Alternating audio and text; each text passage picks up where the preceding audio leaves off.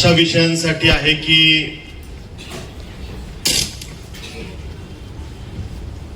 नुकत्याच झालेल्या अर्थसंकल्पीय अधिवेशनामध्ये नक्की पनवेलकरांचे कोणते प्रश्न मांडण्याचा आपण प्रयत्न केला, कोणत्या प्रश्नावरती आता स्थिती काय आहे आणि मग त्याचा पाठपुरावा सातत्याने आपण करतोय हे आदरणीय सगळ्या पत्रकार बांधवांनाही माहिती असलं पाहिजे, कारण आपण या पनवेलच्या विकासामधला महत्वाचा दुवा आहात आणि आपल्या माध्यमातून हे जनतेलाही माहिती असलं पाहिजे की नक्की आमचे लोकप्रतिनिधी काय करतात. आणि त्यामुळे आपण एक पायंडा पाडला की जेव्हा आपल्या सगळ्यांच्या सदिच्छा आणि आशीर्वादामुळे आमदार होण्याचं भाग्य मला लाभलं, तेव्हा जनतेने मला विचारण्यापेक्षा अधिवेशनानंतर मीच जनतेला सांगेन की नक्की पनवेलकरांचे कुठले प्रश्न मांडण्याचा आपण प्रयत्न केला, त्यातले कुठले विषय अडचणीचे होते, कुठले विषय पॉलिसी डिसिजन म्हणून करण्याची गरज होती आणि त्या विषयामध्ये आपण नक्की काय मागितलं हे आपण स्वतः जनतेला उत्तरदायी राहू. आपण आपला अहवाल जनतेला या प्रेस कॉन्फरन्सच्या माध्यमातून सादर करू आणि त्यासाठीची आपली ही प्रेस करतोय. आपण मागे एक प्रेस केली, आताच्या अर्थसंकल्पीय अधिवेशनानंतरची माझी प्रेस जी राहिली होती ती आजची आपण प्रेस करतोय आणि त्याच्यामध्येच आपण आज जी काही सिडकोची एक विशेष बैठक वेगवेगळ्या विषयांना घेऊन आपण त्या ठिकाणी केली, त्या संदर्भाचे ब्रीफिंग आपण या बैठकीमध्ये या प्रेस कॉन्फरन्समध्ये आपल्याला करणार आहे. आणि त्यामुळे पॅटर्न साधारणतः आपण असा केला की अधिवेशनानंतर प्रेस कॉन्फरन्स आणि अधिवेशनाच्या आधी, म्हणजे आता 22 जूनला नवीन अधिवेशन, पावसाळी अधिवेशन सुरू होईल, त्याच्या आधी जनतेची संवाद साधून त्यांचे प्रश्न माझ्यापर्यंत घेणं. मग त्यासाठी मागच्या वेळेला आपण बघितलं की मी अभ्यास दौऱ्यासाठी लंडनला होतो, थेट संवाद साधणं शक्य नव्हतं, पण मग मी तिथून फेसबुक लाईव्ह केलं होतं आणि त्यातून मला हजारो प्रश्न आले, त्या अनुषंगाने कार्यालयात हजारो प्रश्न आले आणि त्यातल्या जे काही लॉजिकल एंडला जाऊ शकतील अशा प्रश्नांना न्याय देण्याचा आपण प्रयत्न केला. त्यामुळे या अनुषंगाने मी आपल्याला विनंती करणार आहे की 22 जूनला आपले जे काही नवीन अधिवेशन आहे ह्यात आपण पत्रकार म्हणून जे काही इनपुट्स असतील तेही मला द्यावे आणि जनसामान्यांपर्यंत हा विषय पोहोचवावा, जेणेकरून ते मला अधिवेशनच्या पूर्वी हे विषय माझ्यापर्यंत पोहोचवू शकतील. अर्थसंकल्पीय अधिवेशनामध्ये जी काही आयुध मला वापरता आली त्यात मला तारांकित प्रश्न जे काही लावता आले, या अधिवेशनामध्ये आपण 25 तारांकित प्रश्न लावण्याचा प्रयत्न केला आणि आतापर्यंत एकूण आमदार म्हणून 170 तारांकित प्रश्न लावण्याचा प्रयत्न केला. लक्षवेधी या आयुधाच्या माध्यमातून 10 लक्षवेधी आपण आत्ताच्या अधिवेशनात मांडू शकलो आणि आतापर्यंत एकूण 67 लक्षवेधी लावण्याचा आपण प्रयत्न केला. विशेष उल्लेख हे आयुध असतं की ज्यामध्ये या अधिवेशनामध्ये 3 विशेष उल्लेख हे आयुध आपण वापरलं. आतापर्यंत एकूण 29 विशेष उल्लेख या आयुधाचा उपयोग आपण केलेला आहे. औचित्याच्या मुद्द्याद्वारे सरकारचं लक्ष वेधून घ्यायचं होतं, 4 औचित्याचे मुद्दे आपण या अधिवेशनात मांडले आणि आतापर्यंत एकूण 21 औचित्याचे मुद्दे आपण मांडलेले आहेत. अल्पकालीन चर्चा हे खूप प्रभावी आयुध असतं, त्या माध्यमातून 4 आपण अल्पकालीन चर्चा घडवून आणल्या आणि एकूण आतापर्यंत 6 अल्पकालीन चर्चा आपण घडवून आणलेल्या आहेत. अर्धा तास चर्चा हे एक आयुध खूप ताकदीचं असतं, ज्यामध्ये आता 7 अर्धा तास चर्चा या विषयाचा एकूण आयुधाचा उपयोग केला आणि आतापर्यंत एकूण 14 अर्धा तास चर्चा आपण त्या ठिकाणी घडवून आणलेल्या आहेत. आणि त्यामुळे एकूण जर सांगायचं झालं तर आत्ताच्या अर्थसंकल्पीय अधिवेशनामध्ये एकूण 53 विषयांना आपण हात घातला, त्यामध्ये या सगळ्या आयुधांचा आपण उपयोग केला आणि आतापर्यंत एकत्रितपणे जी काही आयुध आपण वापरली ती 307 विषय की जे वेगवेगळ्या आयुधांच्या माध्यमातून आपण मांडण्याचा प्रयत्न केला. आणि त्यामुळे त्यात जे काही प्रामुख्याने विषय होते की आपल्या बहुतांश भागावरती सिडकोचा प्रभाव आहे. सिडको हे इथलं प्लॅनिंग अथॉरिटी होतं, बऱ्याच ठिकाणी एक्झिक्युशन अथॉरिटी पण अजून तेच आहेत, अनेक ठिकाणी एनओसीचे अधिकार त्यांचे आहेत. त्यामुळे सिडकोच्या अडचणी हा प्रामुख्याने विषय, हा कायम लढायला लागणारा विषय आणि त्याचबरोबरीने एका बाजूला नैना आलेली आहे, त्यामुळे त्यांच्या अडचणी हा दुसरा विषय. त्यामुळे या 2 विषयामध्ये ताकदीनं आपण विषय मांडण्याचा प्रयत्न केला. आणि त्यामुळे सगळ्यात पहिला जो विषय होता की नैनाच्या माध्यमातून जी काही डेव्हलपमेंट सुरू आहे, सुरुवातीला नैनाच्या बाबतीमध्ये सगळे ड्रोन सर्वे झाले होते आणि त्याच्यामुळे प्लॅनिंग पूर्णपणे चुकीचं झालं होतं. मी जर शेतकरी आहे तर माझ्या जागेवरती मला जो काही 40% मोबदल्याचा भूखंड देणार आहे तो दुसऱ्याच्या जागेवरती दिला गेलाय, तिथे त्या बिचाऱ्याचं ऑलरेडी बांधकाम आहे, मग ते बांधकाम तो काढेपर्यंत मला माझ्या दिलेल्या मोबदल्याचा मी ताबा घेऊ शकत नाही, असे अनेक विषय होते. माझ्या एक्झिस्टिंग बांधकामावरती नैना अथॉरिटीने आरक्षण टाकून ठेवले आहेत, त्यामुळे ते आरक्षण एक्झिक्यूट होऊ शकत नाही कारण माझं बांधकाम त्या ठिकाणी आहे. असे अनेक विषय होते. म्हणजे पावसाळ्यात तळं आहे पण उन्हाळ्यात सर्वे यांनी ड्रोन केल्यामुळे ते सुकलेलं होतं आणि त्यांनी तिकडे आरक्षण टाकून दिलं, त्या ठिकाणी अम्युनिटीज टाकून दिलं, प्लेग्राऊंड टाकून दिले. पण पावसाळ्यात तळ आहे, एखादं स्ट्रक्चर वरतून दिसलं त्याला त्यांनी त्या ठिकाणी एक आरक्षण टाकून दिलं, म्हटले अनधिकृत स्ट्रक्चर आहे, आरक्षण टाकलं, पण ते अनधिकृत नाही, ते स्मशानभूमी आहे. तर अशा पद्धतीनं चुका की जे एक एक चुका यांचे वाभाडे काढत, सिडकोचे वाभाडे काढत आपण ते दाखवल्या आणि त्यांना तोंडात बोट घालावं लागलं की इतक्या चुका कशा असू शकतात. अधिकाऱ्यांचे धाबेदन आणले आणि आपण हे राज्यमंत्री माधुरीताई मिसाळ, एकनाथ शिंदे साहेब आणि आदरणीय फडणवीस साहेब सगळ्यांच्या निदर्शनात आणून दिलं. आणि त्यानंतर त्यांना जाणवलं की नैनामध्ये सगळं काही अलबेल नाहीये. जे हे अधिकारी सातत्याने वर सांगत होते की नैना आमचं सुंदर चाललंय, चांगलं चाललंय, प्रकल्प पुढे जातोय, आम्ही सांगितलं की हा जर का आमच्या मुख्यमंत्र्यांचा ड्रीम प्रोजेक्ट आहे तो पुढे गेला पाहिजे आणि त्यासाठी मुख्यमंत्री महोदय जर का फॉलोअप घेत आहेत तर अधिकाऱ्यांनी वस्तुस्थिती सांगितली पाहिजे आणि खाली जमिनीवर काम केलं पाहिजे. पण नैना दुर्दैवाने एक वीट लावण्यातही तोपर्यंत यशस्वी झाली नव्हती. आणि मग आम्ही मागण्या केल्या, सिडकोनी त्यात सकारात्मक भूमिका घेतली, चुका मान्य केल्या आणि मग आता फिजिकल सर्व्हेला सुरुवात झाली.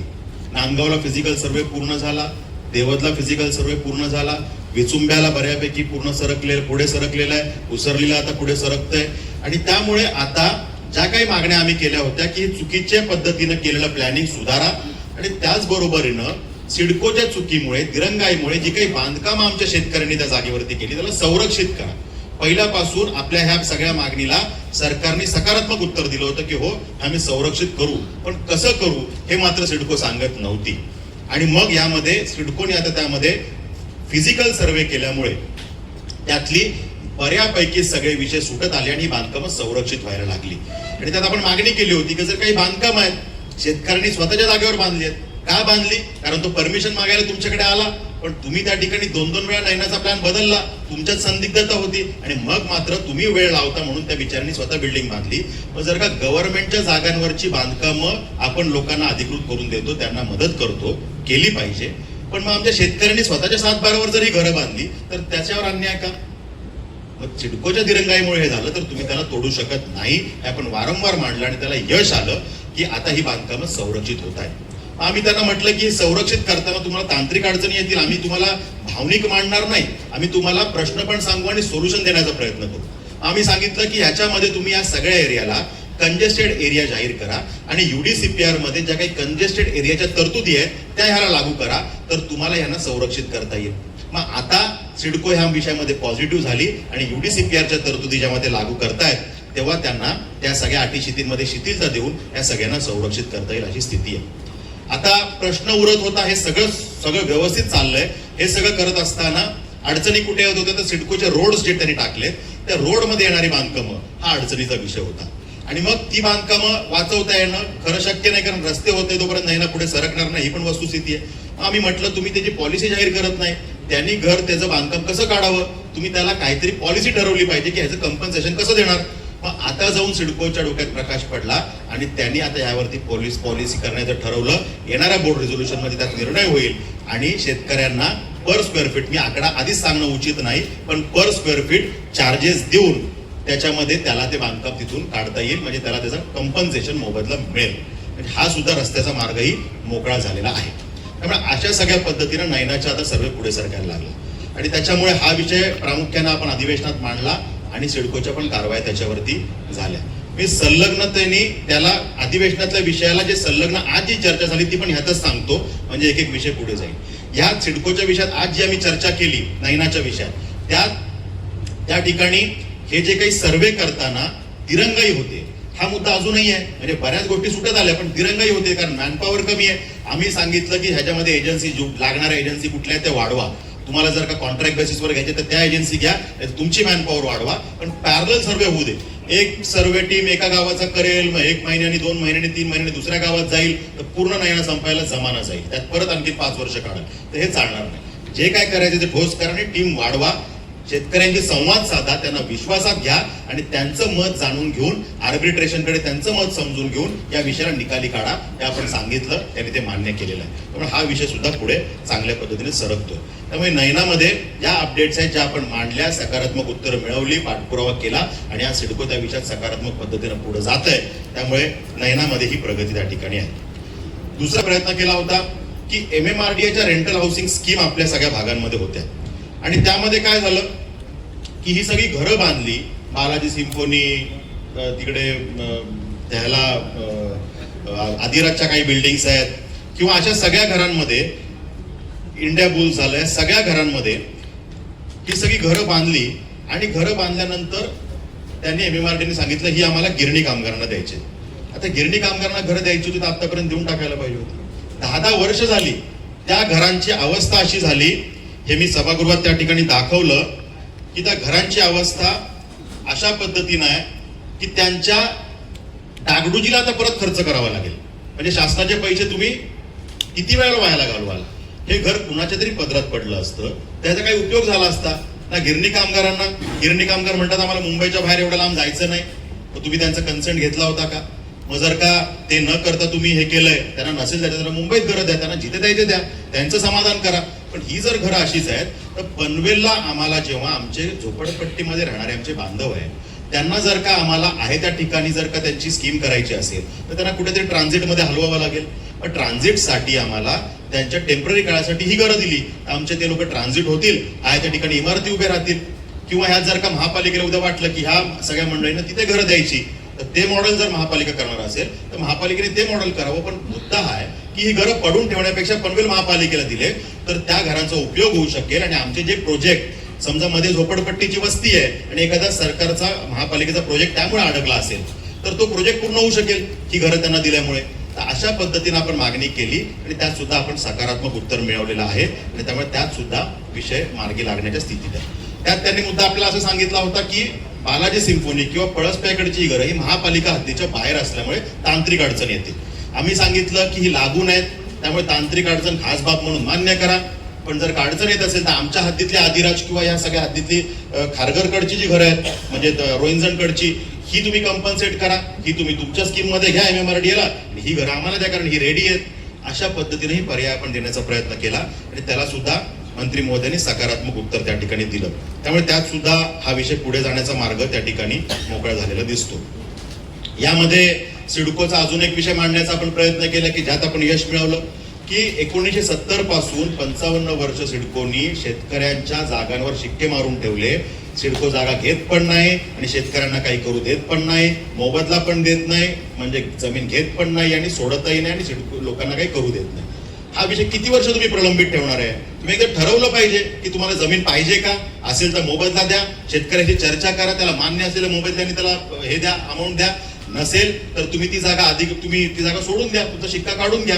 आणि त्या विषयाला आपल्याला सकारात्मक त्या ठिकाणी प्रतिसाद मिळाला आणि त्यामध्ये 450 हेक्टर म्हणजे अंदाजे 1100-1200 एकर जमीन डिनोटिफाईड करण्याचं आश्वासन त्या ठिकाणी आपल्याला मिळालं आणि त्या माध्यमातून एवढ्या शेतकऱ्यांचा मार्ग मोकळा झाला. म्हणजे टेंबोडे, वळवली किंवा देवीचा पाडा, गोटचाळ या सगळ्या पट्ट्यामध्ये मोठ्या प्रमाणावरती या जमिनीवर शिक्के आहेत त्या माध्यमातून निघतील. असे शिक्के पनवेल विधानसभा क्षेत्रात बऱ्याच ठिकाणी आहेत. आम्ही त्याचा आधार घेऊन म्हटलं की हे सुद्धा शिक्के आपण काढले पाहिजेत किंवा तुम्हाला खरंच जमीन पाहिजे असेल, तुमचं काही त्यात ग्रोथ सेंटर असेल तर आम्हाला ते पटवून दिलं पाहिजे आणि ती तुम्ही योग्य मोबदला देऊन जमीन घेतली पाहिजे. पण तुम्ही अडकवून ठेवण्याचं कुठलं 2-2 पिढ्या आमच्या त्या ठिकाणी संपल्या, पण त्या ठिकाणी तुम्ही सिडको मोंगलाई असल्यासारखं वागते आणि त्या जमिनी घेत पण नाही आणि आम्हाला काही करू देत नाही, हे योग्य नाही. त्यामुळे त्यात सुद्धा आपल्याला सकारात्मक उत्तर मिळालंय आणि त्यामुळे त्याचाही पाठपुरावा आपला सुरू आहे.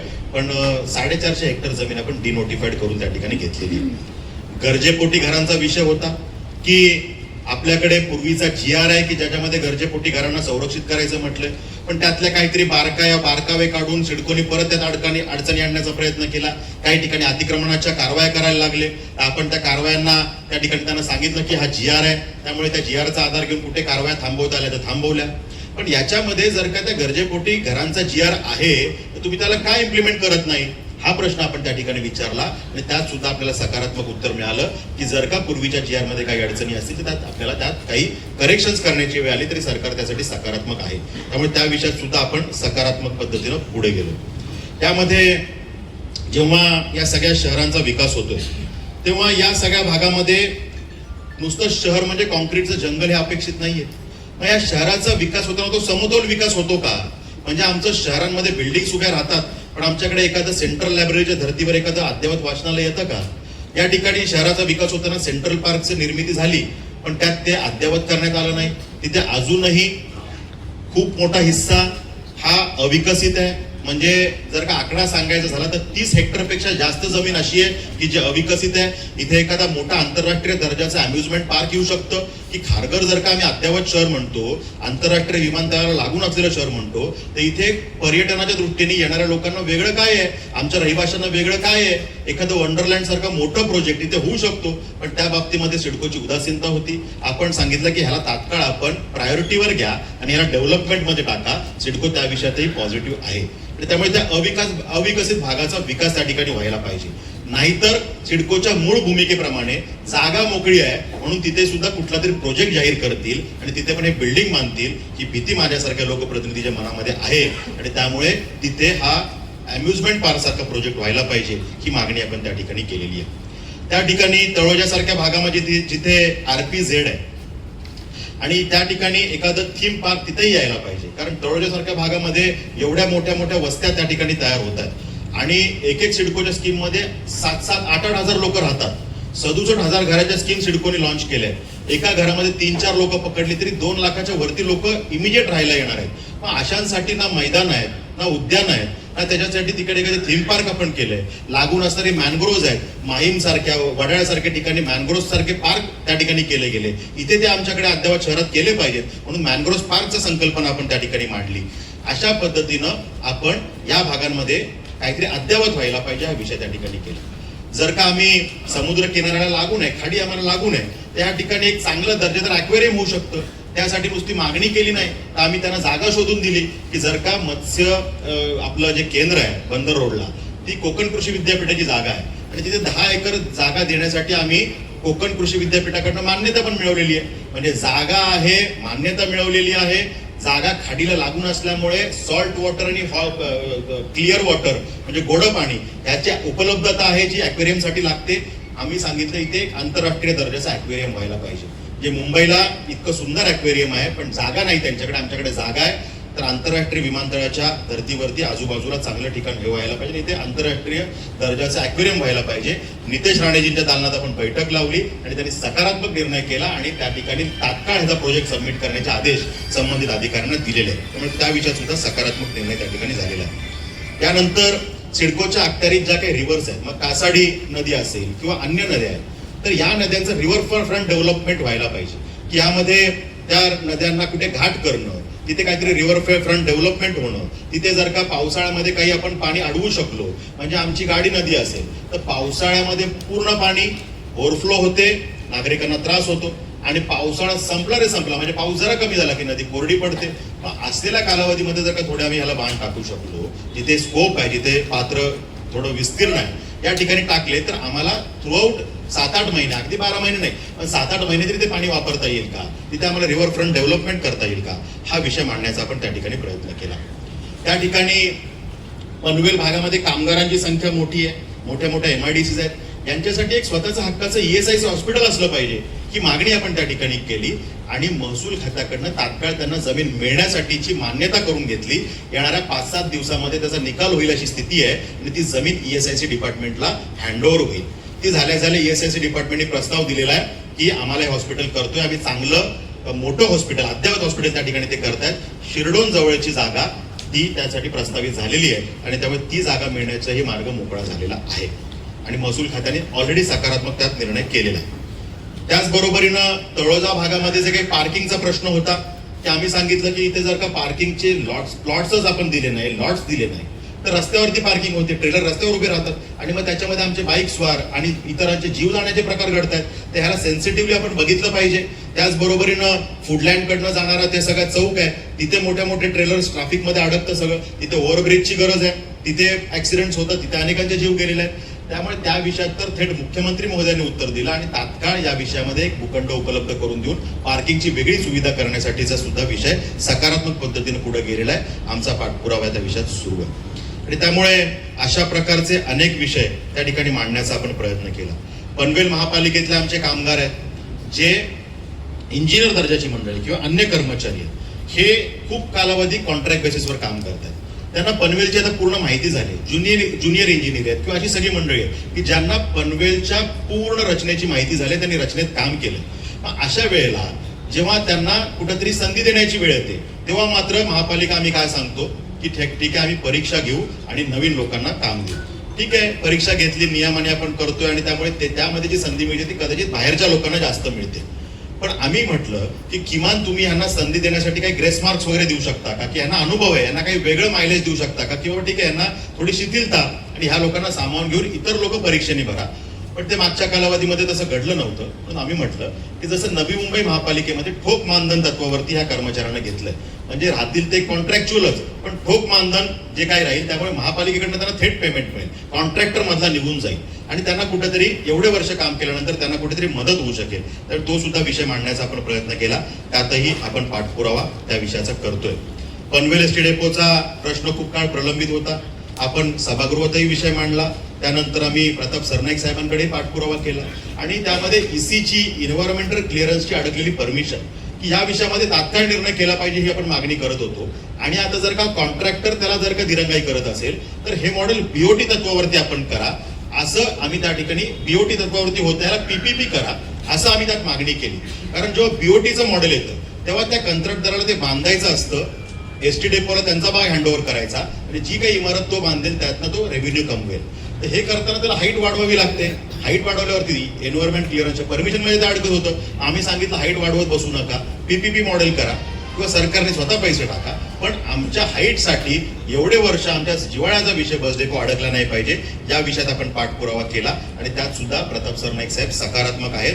तात्काळ जे काही महाराष्ट्रातले 5-6 निर्णय बस डेपोचे करतायत त्यात पनवेलचाही निर्णय त्यांनी करण्याच्या मार्गावरती हा विषय आलेला आहे. त्याचबरोबरीनं आम्हाला इथे एमपीएससीची युपीएससीची तयारी करणारे अनेक विद्यार्थी आहेत. यांच्यासाठी एक चांगली अभ्यासिका असली पाहिजे, त्यात दर्जेदार या स्पर्धा परीक्षांसाठीचं मटेरियल असलं पाहिजे, ही मागणी आपण केली आणि त्यामुळे कामोठ्यामध्ये त्या विषयाच्या एखाद्या जागेची मागणी आपण केली आणि ही अभ्यासिका आम्हाला द्यावी आम्ही मागितली. चंद्रकांत दादा पाटील आदरणीय शिक्षण मंत्री, उच्चतंत्र शिक्षण मंत्री यांनी आपल्याला सांगितलं की तात्काळ महापालिकेने प्रस्ताव पाठवावा, मी मान्यता द्यायला तयार आहे. त्यामुळे तो सुद्धा विषय सकारात्मक पद्धतीने आपण पुढे नेलेला आहे. त्या ठिकाणी एक विषय राज्यातल्या युवांसाठी, पनवेलच्या युवांसाठी आहेच, पण राज्यातल्या युवांसाठी आपण मांडण्याचा प्रयत्न केला की जसं महिलांसाठी चिंता करणारा महिला आयोग आहे, की त्यांना सुमोटो पॉवर्स आहेत की महिलांच्या विषयात अन्याय झाला तर त्या ठिकाणी महिला आयोगाकडे आम्ही दाद मागू शकतो. जर का त्या ठिकाणी एससी समाजासाठी काम करणारा एससी आयोग आहे की त्यांना न्याय मिळालाच पाहिजे, त्या आयोगाचं चांगलं काम चालतं. एसटी आयोग आहे की आमच्या आदिवासी बांधवांसाठी एसटी आयोगाची निर्मिती आहे. मग जर का या देशाच्या जडणघडणीमध्ये, राज्याच्या जडणघडणीमध्ये युवांचा मोठा वाटा आहे तर आमच्यासाठी एखादा युवा आयोग का नसू शकतो? आम्हाला एक युवा आयोग असला पाहिजे की जेणेकरून त्या ठिकाणी युवांवरच्या अन्यायाला दाद मागता यावी. त्या ठिकाणी वेगवेगळ्या डिपार्टमेंटकडनं वेगवेगळ्या योजना युवांसाठी राबवल्या जातात, पण त्याचं सेंट्रलाइज मॉनिटरिंग कोणीतरी केलं पाहिजे. म्हणजे त्या ठिकाणी अल्पसंख्याकमधल्या युवांसाठी अल्पसंख्याक विभाग काम करतं. त्या ठिकाणी जर का समाज कल्याण डिपार्टमेंटच्या माध्यमातून युवांसाठी वेगवेगळ्या योजना आहेत, जाती धर्म वाईज युवांसाठी वेगळ्या योजना आहेत, पण शेवटी तो आहे युवा. म्हणजे ह्याचं सेंट्रलाइज युवांचं हे योजनांचं मॉनिटरिंग जर कोणी करणार नसेल तर त्या योजनांचा लाभ युवांना मिळू शकणार नाही. त्यामुळे ह्याचं मॉनिटरिंग सेंट्रलाइज व्हायला पाहिजे ही मागणी आपण केली आणि त्यात सुद्धा सकारात्मक उत्तर आपल्याला मिळालं. बऱ्याच वेळेला असं होतं की आमचे युवक परदेशात जातात, त्यांना योग्य वेळेला योग्य ज्ञान मिळत नाही, नॉलेज मिळत नाही आणि मग गेलं की कळतं ती युनिव्हर्सिटी बोगस आहे. तिथे गेल्यानंतर तो फसतो, आर्थिक विवंचनेत राहतो, आईबापांनी कर्ज काढून तिकडे पाठवलेलं असतं. माझ्या डोळ्यासमोर अनेक केसेस अशा आहेत. मग त्यांना जर का योग्य वेळेमध्ये त्या युवाला ज्ञान घ्यायचं असेल की युनिव्हर्सिटी ओके आहे का, तू लंडनला चाललाय तर तिथल्या 10 मध्ये ही युनिव्हर्सिटी आहे का, की बंद झालेली कुठली ऑटोनॉमस युनिव्हर्सिटी आहे, या सगळ्याचं ज्ञान त्याला योग्य वेळेत मिळालं पाहिजे. तिथे गेल्यानंतर इतर प्रकारचे कुठले अन्याय त्याच्यावर झाले, अत्याचार झाले, दाद कोणाकडे मागायची? एम्बेसी बरोबर कम्युनिकेट करणारं महाराष्ट्राची कुणी अथॉरिटी असली पाहिजे. तर त्यासाठी हा युवा आयोग असला पाहिजे ही मागणी त्या निमित्तानं आपण केली. मंगल प्रभात लोढाजींनी त्या डिपार्टमेंटचे ते मंत्री आहेत, त्यांनी यासाठी आपल्याला सकारात्मक उत्तर दिलंय, त्याच्यावर आपण पाठपुरावा करतोय. दुसरा महत्वाचा विषय आपण मांडला की जेव्हा बांधकाम परवानगी आपण मागतो तेव्हा आपलं शहर असेल तर आपण महापालिकेकडे परवानगी मागतो, इथल्या इथे परवानगी मिळते.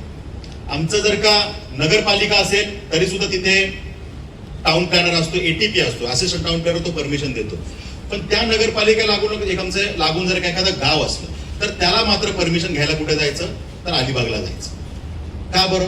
तो जर का आमच्या शहराच्या बाजूलाच राहतो तर त्याला परमिशन जवळ का नको मिळायला? आणि मग तो एवढ्या दूर जाणं, ती जटिल प्रक्रिया, मग तो काय करतो, असंच घर बांधून टाकतो आणि काही वर्षांनी आम्ही त्याला अनधिकृत म्हणतो. मग जर का आम्ही सोय नीट ठेवली नाही तर मग त्याला दोष देण्याचा आम्हाला काय अधिकार आहे? म्हणून आम्ही मागणी केली की नगरपालिका, नगरपंचायती खूप साऱ्या झाल्या अख्ख्या राज्यामध्ये. नगरपंचायतीला जो एटीपी आहे, असिस्टंट टाउन प्लॅनर आहे, त्याला आपण अधिकार द्या की त्याच्याकडनं त्यांनी प्लॅन सँक्शन करून घ्यावा. म्हणजे प्लॅन सँक्शनिंग जवळच्या नगरपंचायतीमध्ये होईल आणि त्याला अंतिम मान्यता आहे. जशी इथे नगरपालिका देते तसं त्याची स्थानिक स्वराज्य संस्था कुठली आहे, तर बीडीओ आहे. बीडीओ त्याला अंतिम मान्यता देईल. म्हणजे प्लॅनिंग करण्याचं काम तो तांत्रिक माणूस पाहिजे. तो एटीपी नगरपंचायतीचा, नगरपालिकेचा त्याला ओके करून देईल आणि अंतिम मान्यता बीडीओ देईल. त्याचा प्रश्न जागेवर सुटेल आणि तो मान्यता घ्यायला येईल. आज तो मान्यता घ्यायला येतच नाही, म्हणतो मरू दे, तिकडे कोण जाईल जिल्ह्याच्या ठिकाणी. त्यामुळे असे विषय आहेत, हे पॉलिसी डिसिजनचा विषय आहे. त्यात सुद्धा मी सकारात्मक उत्तर मिळवलेलं आहे आणि त्यात सुद्धा आपण राज्यासाठी हा चांगला निर्णय त्या ठिकाणी करून घेऊ. त्याचबरोबरीनं या ठिकाणी लाईटचा जो प्रश्न आहे, इलेक्ट्रिसिटी डिपार्टमेंटचा, खूप गंभीर आहे. आणि त्यामुळे त्यामध्ये नेऱ्याचं एक सबस्टेशन, कामोट्याजवळचं एक सबस्टेशन आणि आपल्या खांदा कॉलनीचं एक सबस्टेशन, की जिथे आपल्याला पनवेलची भविष्यातली इलेक्ट्रिसिटीची गरज, तात्काळची गरज हा तर विषय आहेच, त्याची फायर फायटिंग आपण करतोच आहे. पण भविष्यातली जर का एवढं मोठं शहर होतंय, गुन्हागाराने लोक वाढत आहेत, त्याच्यासाठीची इलेक्ट्रिसिटीची प्रोव्हिजन काय आहे, यासाठीची पण आम्ही त्या ठिकाणी प्रयत्न केला आणि त्यात सुद्धा आपल्याला सकारात्मक त्यात उत्तर मिळाले आहेत. 192 करोडचा प्रस्ताव हा त्या ठिकाणी मंजूर झालेला आहे आणि त्याच्यामुळे त्यामध्ये लागणारे एक्स्ट्राचे ट्रान्सफॉर्मर्स हे आपल्याला त्यात उपलब्ध होत आहेत. त्यामुळे भविष्याची जी काही चिंता आहे, पुढच्या 5-7-10 वर्षाची चिंता आहे, ती आपली ह्यातनं रिझॉल्व्ह होणार आहे. पण आता 2-3 दिवसापूर्वी जे काही आपण कामोठे, कळंबोलीमध्ये चित्र बघतोय, की ह्यामध्ये लोड डिस्ट्रीब्युशन प्रॉपर नसल्यामुळे ह्या अडचणी झाल्या होत्या. त्या विषयात सुद्धा आम्ही तात्काळ कारवाया केल्या आणि त्यामध्ये तात्काळ जे काही जवाहरचा फीडर आपला आहे कामोठ्याचा, तिथून ते कनेक्शन खांदा कॉलनीत घेऊन खांदा कॉलनीच्या माध्यमातून कामोठ्याला सप्लाय देण्याचं काम हे तात्पुरत्या स्वरूपात आता झालंय. त्यामुळे आता जे काही कामोठ्याला अडचणी येत होत्या त्यातनं त्या विषयाला अडचणीला मार्ग निघतोय. त्यामुळे अशा पद्धतीनं टेम्पररी सोल्युशन आणि लॉंग टाइम सोल्युशनसाठी त्या ठिकाणी आपण हे सबस्टेशन, हे ट्रान्सफर मंजूर करून घेण्याचं काम त्या ठिकाणी झालेलं आहे. त्यामुळे अशा पद्धतीनं अनेक विषय आपण मांडण्याचा त्या ठिकाणी प्रयत्न केला. सिडकोच्या घरांचा प्रश्न होता, हा सगळ्यात सेन्सिटिव्ह विषय होता, की जो माझ्या कारकिर्दीमध्ये अनेक विषयांना जे काही यश मिळालं, म्हणजे सिडकोच्या घरांचा प्रश्न, त्यात 10% किमती कमी होणं, नैनाच्या विषयामध्ये ड्रोन सर्वे बंद करून फिजिकल सर्वे करणं आणि शेतकऱ्यांना विश्वासात घेणं, हा सकारात्मक निर्णय आपल्या काळात झाला. त्याच्यानंतर त्या ठिकाणी नैनाचे बंद असलेले रजिस्ट्रेशन हे सुरू करण्याचं आपण काम केलं, की जे सिडकोच्या चुकीमुळे झालं होतं. त्यामुळे रजिस्ट्रेशनचा विषय त्या ठिकाणी निकाली निघाला. त्याचबरोबरीनं PMTC कर्मचारी की जे 84 साली बंद झालेली बस सेवा मोबदल्या विना 42 वर्ष प्रलंबित होते, 10-10 लाख रुपये त्या सगळ्या ज्येष्ठ नागरिकांच्या अकाउंटला जाणं सुरू झालं, त्याची ह्या चर्चा केली. काही लोकांना पैसे मिळाले, काही लोकांना मिळण्याच्या मार्गावरती आहेत, त्यामुळे ते प्रश्न सुटलेले आहेत. असे जे काही विषय आपण सोडवत गेलो, की 450 हेक्टर जमीन डिनोटिफाईड करण्याचा विषय, 1100 एकर जमीन हा विषय मार्गी लावला. नवीन पनवेलला सेक्टर 1 ते 11 मध्ये ते सगळे प्लॉट रिडेव्हलपमेंटचा विषय होता. सिडकोकडे परमिशन मागायला गेली की सिडको सांगायची तुमचं तर पूर्वीचं प्लॅनिंग बंगलो प्लॉटचं आहे, आता तुम्ही बंगलोज बांधा. आणि आम्ही बिल्डिंग बांधल्या, तुम्ही CC दिली, तुम्ही OC दिली, आता बंगले कसे बांधणार, आता राहणाऱ्या लोकांचं काय करायचं. मग हा अडमुठा जो काही विषय होता त्याला सोडवण्याचा प्रयत्न केला. रिडेव्हलपमेंटला मान्यता पण दिली आणि त्यापोटी जे काही चार्जेस एक्स्ट्रा घेत होते ते इतके मोठे चार्जेस होते की एकेका सोसायटीला 1-1 कोटी रुपये भरायला येत होते आणि एक नागरिकावर जर का चार्जेस काढले तर 10 ते 15 लाख रुपये एका रहिवाशाला भरायला लागत होते. हे सगळे चार्जेस झिरो करून घ्यायचं काम त्या माध्यमातून आपण केलं आणि लाखभर लोकांना याचा फायदा झाला. म्हणजे सिडकोच्या घरांचा प्रश्न सोडवला, त्यात 3 लाखांपैकी जास्त लोकांना फायदा. BMTC कर्मचारी 1600 लोकांना फायदा. नैनाचं रजिस्ट्रेशन लाखभर लोकांना फायदा. नैनाच्या शेतकऱ्यांचा प्रश्न, चुकलेलं प्लॅनिंग, लाखभर लोकांना फायदा. त्याच्यानंतर हा जो विषय सांगितला आपण त्याच्यामध्ये 450 हेक्टर जमीन डिनोटिफाईड केले, हजारो शेतकऱ्यांना फायदा. असं मास बेस निर्णय की जनसामान्यांच्या जीवनावर थेट परिणाम करेल असे हे अनेक निर्णय. त्यातल्या सिडकोच्या घरांच्या किमतीचा जो विषय होता की 10% त्या किमती सभागृहात निर्णय जाहीर करून आपलं नाव कोट करून आदरणीय एकनाथ शिंदे साहेबांनी जाहीर केलं आणि आणि त्यामुळे मुख्यमंत्री देवेंद्र फडणवीस साहेब, एकनाथ शिंदे साहेब, आम्ही सगळ्यांचे आभार मानले की आमच्या डोळ्यातले अश्रू पुसण्याचं काम आपण केलं आणि या किमती आपण कमी केल्या. आता त्याच्यामध्ये ज्या काही अडचणी होत्या त्या आपण सोडवण्याचा प्रयत्न आम्ही पाठपुरावा करत होता. सिडकोची बैठक झाली, त्यात त्याचे निर्णय पण आम्ही करून घेतले की त्यात डिले पेमेंट चार्जेस होते, म्हणजे डिले पेमेंट सिडकोकडनं सरकारचा झालेला निर्णय खाली पोहोचण्यासाठी उशीर झाला आणि त्यामुळे त्या डिले पेमेंटचे चार्जेस तयार झाले की आज आम्हाला पैसे भरायचे पण सरकारने 10% सूट केली, ते खाली पोहोचवायला सिडकोकडे उशीर झाला GR त्यांच्या अडचणीमुळे, आणि मग ते म्हटले की आता पेमेंट ती ऑनलाईन सिस्टम मध्ये ती विंडोज ओपन होत नाही, त्याच्यामुळे पेमेंट डिले झालं. डिले पेमेंट चार्जेस ग्राहकांवर मारले. सिडकोची वेबसाईट अनेक काळ डाऊन होती, बंद होती, त्याचे चार्जेस ग्राहकांवर डिले पेमेंट चार्जेस मारले. त्याचबरोबरीनं तिथे जर का सिडकोचं जे काही रेरा रजिस्ट्रेशन आहे त्याची मुदत संपली होती, रिन्यू करायला सिडकोला उशीर झाला पण त्याचे डिले पेमेंट चार्जेस ग्राहकांवर मारले. त्या ठिकाणी तुमचे जी काही सिडकोची कम्प्लिशन डेट आहे ती 3-3 वेळा बदलते, एकदा 25 सांगतात, एकदा 27 सांगतात, आता 30 सांगतायत. तर ते केल्यामुळे बँक म्हणते ही सगळी असंदिग्धता आहे, आम्हाला एकदा कन्फर्म सांगा तर आम्ही लोन देऊ. तर ते बँकेकडनं त्यात ह्या सगळ्यात सिडकोच्या चुकांमुळे उशीर झाला आणि त्यामुळे डिले पेमेंट चार्जेस नागरिकांवर मारले. हे सगळे डिले पेमेंट चार्जेस रद्द केले पाहिजेत ही मागणी आपण करतोय. आज सिडकोची बैठक झाली, त्यात सकारात्मक उत्तर मिळालंय, त्यामुळे त्यातही चांगला निर्णय होईल की डिले पेमेंट चार्जेस रद्द होतील अशी स्थिती आहे. त्याचबरोबरीनं जीएसटीचा विषय होता की हे रेट आम्ही घरांचे कमी करून घेतले आणि मग ज्यांनी पूर्वी पैसे भरले त्याच्यावरती जीएसटी भरलाय, ते जीएसटी त्यांना परत मिळायला पाहिजे. सिडको म्हणते आता आमचे रिटर्न्स भरून झाले. म्हटलं तुम्ही दोघं गव्हर्नमेंट अथॉरिटी आहात, तुम्ही कसं ते परत मिळवायचं तुमचा विषय, त्याची क्रेडिट नोट तयार करा. तुमचा कोण तज्ज्ञ आहे त्याला विचारा, आम्हाला जेवढी अक्कल आहे आम्हाला समजते की क्रेडिट नोट तयार केली तर तुम्हाला पुढच्या जीएसटी मध्ये त्याचं कम्पन्सेशन मिळू शकेल. तर ते त्यांना पटलं, म्हणतात हो आता आम्ही ते क्रेडिट नोट तयार करतो. त्यामुळे दोन प्रकार, ज्यांनी जीएसटी भरला त्याची किंमत 45 लाखाच्या वरती पण आहे, त्याला तो जीएसटीचे जे काही पैसे परत मिळायचे ते ऍडजस्ट करून मिळतील, हा पहिला विषय. आणि ज्याची किंमत 45 लाखाच्या खाली आली 10% सूट मिळाल्यामुळे त्याला तर डायरेक्टली 5% जीएसटी लागत होतो, तो फक्त 1% लागणार, म्हणजे 4% त्याचे वाचणार.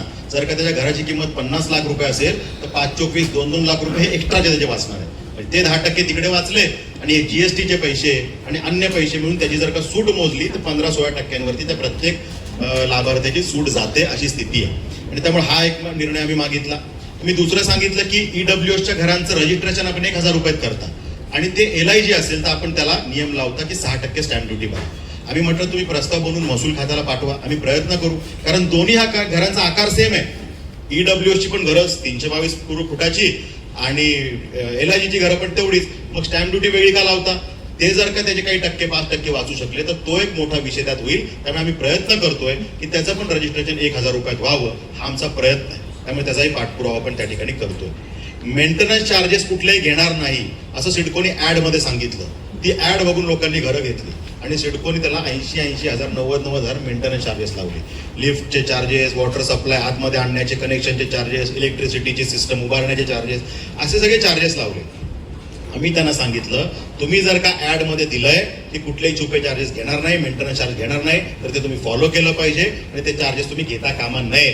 आणि तुम्ही सेक्टर डेव्हलपमेंट, तिथलं नोड डेव्हलपमेंट किंवा त्या पूर्ण एरियाची डेव्हलपमेंट, शहर सिटी इन्फ्रा डेव्हलपमेंट मध्ये तुम्ही हे सगळे चार्जेस टेंडर प्लॉटवरती लोड केलेले असतात. जो बिल्डरला प्लॉट विकतात त्यात या सगळ्या डेव्हलपमेंटचे पैसे टेंडर प्लॉटमध्ये लोड केलेले असतात. मग तिथे केले तर आता ह्या अफोर्डेबल हाऊसिंग मध्ये गरिबांच्या घरांमध्ये पैसे कशाला घेतले पाहिजे हे सांगितलं. तर त्यामुळे त्यातही सकारात्मक मार्ग ओपन झालेला आहे आणि त्यामुळे ते चार्जेस सुद्धा कमी होतील, रद्द होतील अशी काही स्थिती होईल, आम्ही रद्द करण्याची मागणी केलेली. त्यामुळे अशा पद्धतीनं ते विषय आम्ही त्या ठिकाणी मागितलेले आहेत. त्याचबरोबरीनं आम्ही असं म्हटलं की जर का एखादं घर वडिलांच्या नावावरती आहे आणि आता फॅमिली वाढली, त्याच्या मुलाला घर घ्यायचं आहे, तर त्यामध्ये सिडकोचा नियम होता की नाही मुलाला घेता येणार नाही, एका नवी मुंबई हद्दीमध्ये एकच घर मिळेल.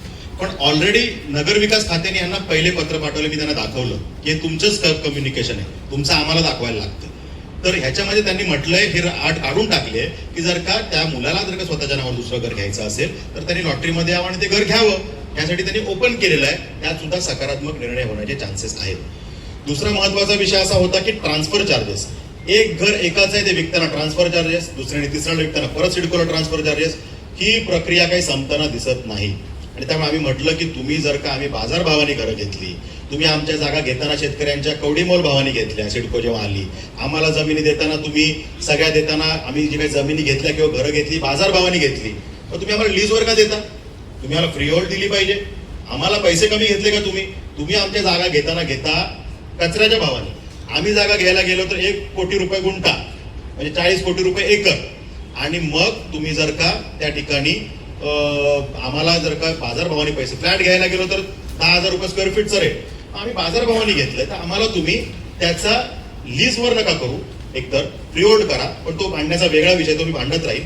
पण आता ट्रान्सफर चार्जेस जे घेताय ते तुम्ही घेतले नाही पाहिजे. एकदा घेतले, दोनदा घेतले, पूर्वी 10 वेळा घेतले का घरावर तुम्ही, आता ते ट्रान्सफर चार्जेस रद्द केले पाहिजे, ही सुद्धा मागणी आपण केली आहे. त्यामुळे त्याचा पाठपुरावा करावा लागेल. ते काही लगेच रद्द होईल असं नाही, पण त्यात पाठपुरावा आपण करतोय. त्यामुळे अशा पद्धतीने हा एक विषय मार्गी लावण्याचा आपण प्रयत्न करतोय.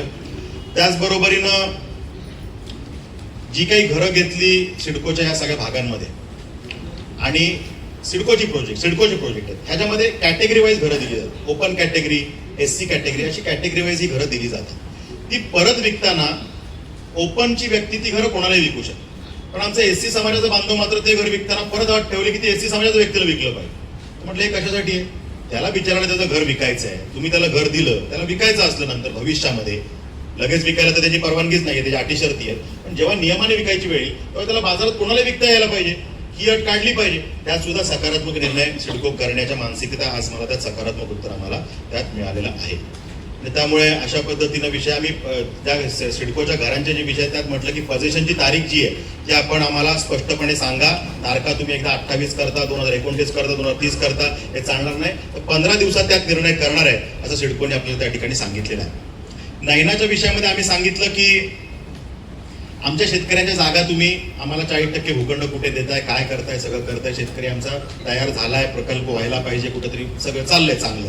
आता हे सगळं करताना त्याला किमान एखादी चांगली फाईल बनवून द्या, त्याला दाखवा हे तुझी फाईल आहे, ही तुझी जागा होती, त्याला आम्ही नोटीस पाठवली, तुझा आर्बिट्रेटरकडे ही चर्चा झाली, त्यानुसार हा निर्णय झाला, तुझ्या जागेचा नकाशा जुना असा होता, आता फायनल प्लॉट दिला त्याचा नकाशा असा आहे, तुझा हा 7/12 जुना असा होता, त्याला फायनल आम्ही त्याचं प्रॉपर्टी कार्ड केलं ते असं आहे, त्याची प्रत अशी, आणि ती फाईल जर त्याला दिली, आयुष्यभराचा तो दस्त त्या 40% जागेचा जो काही प्लॉट, फायनल प्लॉट त्याला मिळाला, त्याचा दस्त त्याच्याकडे राहू शकेल.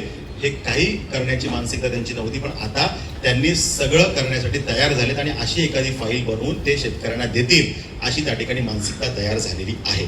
त्यामुळे अशा पद्धतीनं त्यात सुद्धा सकारात्मक निर्णय आपण करून घेतला. त्यामुळे अशा पद्धतीनं अनेक विषय, खरं खूप विषय अजून सांगावे लागतील, पण असे बरेच विषय आपण त्या ठिकाणी मंजूर करून घेतले आणि त्याच्यामध्ये आपल्याला सकारात्मक उत्तर त्या ठिकाणी मिळालेलं आहे. शाळांच्या बाबतीमध्ये आम्ही सांगितलं की सगळे नवीन नोट डेव्हलप करतात. सिडकोने एवढा भाग डेव्हलप केला, शाळांसाठी जे भूखंड ठेवले आणि मैदानासाठी जे पण भूखंड ठेवले, पण चापलुसी काय केली तर शाळेला जोडून असलेला मैदानाचा प्लॉट हा शाळेला जोडला आणि दाखवलं की हा शाळेसाठीचा वापर आपण करा आणि मोकळ्या वेळेत लोकांना द्या. म्हणजे पब्लिकसाठीचा प्लेग्राऊंड ते जोडलं शाळेला.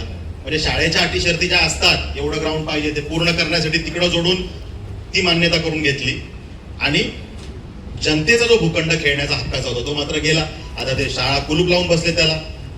आम्ही सांगितलं की एकतर लोकांसाठी वेगळे भूखंड आता नियोजनामध्ये टाका, जे मोकळे भूखंड आहेत ते खेळासाठी असले पाहिजेत, ते तुम्ही असे मनमानी करू शकत नाही. त्यामुळे त्याच्यामध्ये त्यांनी सकारात्मक सांगितलंय आणि सांगितलंय शाळांनी जे काही कुलप मारले आहेत ते तात्काळ काढायला लावायचं आणि शाळेची वेळ संपल्यावर जे काही तुमच्या नॉर्म्समध्ये आहे, अटी शर्तींचं उल्लंघन कशा करतील शाळा, तुम्ही तात्काळ त्यांना पत्र काढा की ह्या सगळ्या जागांची आपण मारलेली कुलपं लावली ती खोला आणि पब्लिकसाठी ओपन करा. पण अशा पद्धतीने हा सुद्धा विषय आपण केलाय. पार्किंगची समस्या दिवसेंदिवस गंभीर होत चालली आहे. भविष्यात एका घरात 2-2 गाड्या 3-3 गाड्या होत आहेत, मग पार्किंग रस्त्यावर लोक करतायत.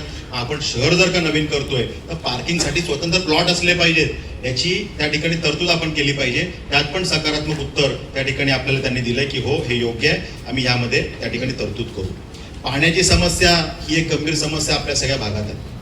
ह्या 2 महत्वाचे निर्णय की ज्यामध्ये आपण एका बाजूला शिलार डॅम मध्ये आपलं रिझर्वेशन त्या ठिकाणी मंजूर करून घेतलं. माझ्या कारकिर्दीतले आमदार झाल्यावर आयुष्यातली पहिली लक्षवेधी की माझं भाग्य आहे की मी पाणी विषयात लावू शकलो आणि त्यामध्ये शिलार डॅम आपल्यासाठी त्यात कोटा मंजूर करण्याचं आश्वासन सभागृहामध्ये आपल्याला मिळालं आणि गिरीश महाजन साहेब यांनी ते उत्तर आपल्याला दिलं आणि त्यामुळे त्या ठिकाणी आपल्याला तो कोटा मंजूर झाला. त्याच्या सगळ्या पुढचा पाठपुरावा त्या ठिकाणी आपण केला आणि त्यामुळे आता ते पाणी मिळण्याचा मार्ग मोकळा झालेला आहे. पण हे करताना इमिजिएट अरेंजमेंट काय आहे तर त्या विषयामध्ये नावाशेवा टप्पा 3 ची जी योजना आहे त्या विषयामध्ये पूर्वी टेंडर क्लॉजेसमध्ये काही चुका होत्या, एस्केलेशन क्लॉज नव्हता आणि त्यामुळे हे जे काही पिग आयनचे रेट वाढले आणि त्यातून ज्या काही अडचणी तयार झाल्या त्यातनं कॉन्ट्रॅक्टर त्यातनं विड्रॉ झाला की मला हे परवडत नाही, त्यामुळे 1.5-2 वर्षा प्रकल्प रखडला. पण आता त्याला सरकारने एस्केलेशन दिलेलं आहे, पैसे वाढीव मान्यता केलेली आहे, पण तरी सुद्धा कॉन्ट्रॅक्टरची दिरंगाई असं दिसतंय. तर त्या विषयाचा तात्काळ पाठपुरावा जो करायचा ते करण्यासाठी आम्ही पाठपुरावा आता सुरू केलेला आहे. त्यामुळे येणाऱ्या 4-5 महिन्यामध्ये हे काम पूर्ण होईल अशी स्थिती आहे. ती झाल्यानंतर आपल्याला आपल्या हक्काचं पाणी सगळे हे जे काही प्रोजेक्ट नवीन होत आहेत, MMRDA ची रेंटल हाऊसिंग स्कीम त्यासाठीचं आपल्याला त्यात काही पाण्याचं रिझर्वेशन आहे 15 MLD ते पण पनवेललाच मिळेल आणि त्याच योजनेतनं सिडकोला जे पाणी मिळणार ते पण सिडको पनवेलसाठीच वापरेल. त्यामुळे आपल्याला त्याच्यामध्ये अंदाजे 150 MLD इतकं पाणी त्यात आपल्याला मिळू शकेल की जे आपल्याला सफिशियंट पाणी होऊ शकेल. त्यामुळे ही अडचण 6 महिन्यासाठीची आहे आणि मोठं धरण आपलं होतंय ते काही 4-5 वर्ष त्याला लागतील. त्या कालावधीमध्ये लॉंग टर्म विजन म्हणून ते सुद्धा आपलं होतंय. त्यामुळे पाण्याची पण अडचण या माध्यमातून सुटण्याचा मार्ग त्या ठिकाणी आपल्याला जनतेला माहिती असला पाहिजे, तो आपण त्या ठिकाणी सांगितलेला. पण अशा पद्धतीनं अनेक विषय आपण त्या ठिकाणी मार्गी लावलेले आहेत. अधिवेशन काळात काय झालं आणि या ठिकाणी आजच्या सिडकोच्या बैठकीत काय झालं हे आपल्यासमोर विस्तृतपणे मांडण्याचा मी प्रयत्न केला. त्या ठिकाणी सिडकोच्या आजच्या बैठकीमध्ये